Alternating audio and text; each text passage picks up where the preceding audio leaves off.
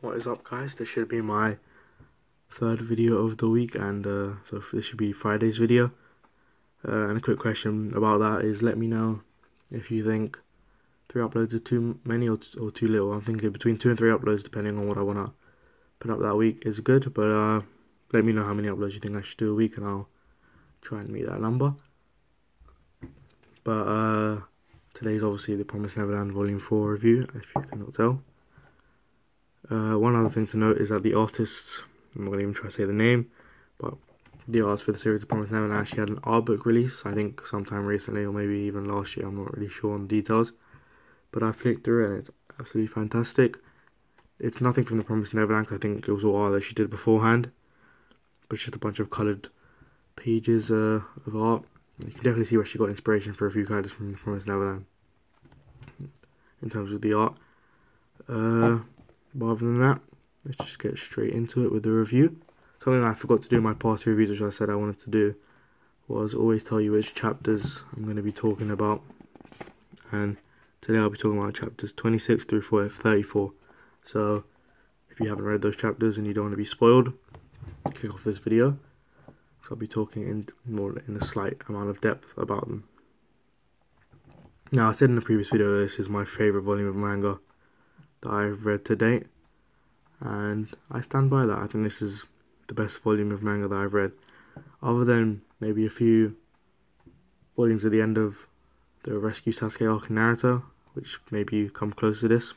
This is definitely the best volume of manga I read, and maybe it's just because there's a couple of volumes of just getting attached to these characters, really likable characters, and the end of volume 3 hit you with a massive, or two massive things: Emma breaking her leg and Norman being shipped out, or having a shipment date set. And it's kind of, I feel like attached to these characters. These 3 characters are all definitely in my top 10 manga characters right now. So I absolutely love these characters, and you can kind of just feel the energy or their want to get out diminish, especially halfway through the volume when Norman ends up actually being shipped out.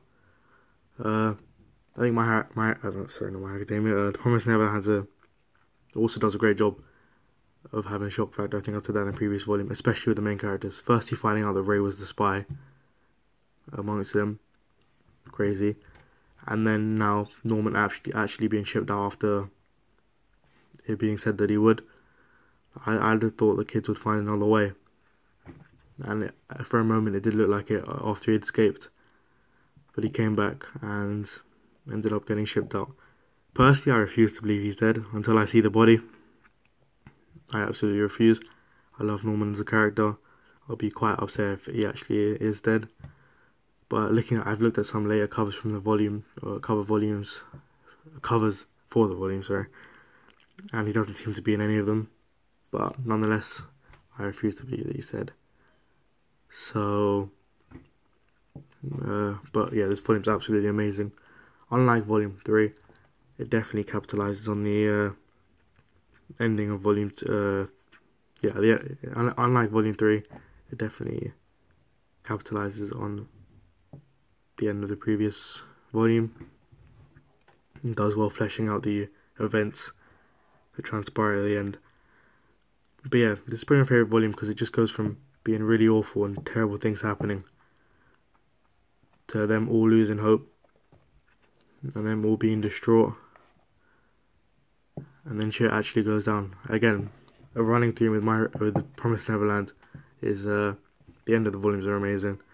They know how to conclude a volume to bring hype for the next volume in the series. The writer definitely knows how to do that, and it doesn't change with this volume. The last few chapters are the best in the series. It's been just 4 volumes of build up to this point, and that's obviously the escape. It actually seems like Emma and Ray have both given up hope, both decided not to pursue escaping, and then bang, you find out they got a plan that's going to be happening the next night before Ray gets shipped out. And I like how they don't really focus, or they don't, like, the 3 months that the kind of little tiny time skip of, I think it's like 3 months, maybe 1 month. They don't show any of that. They don't need to. It's not necessary. You believe they've given up, and then ban the heat with the fact that they haven't, and that the plan will transpire the next day. I think it would have been cut short, or would have been a little less interesting if they showed the month and them just kind of going about their thing as normal. I don't think it was necessary to put that in, so I think good job that they didn't. And the cliffhanger that this volume ends on is very interesting as well.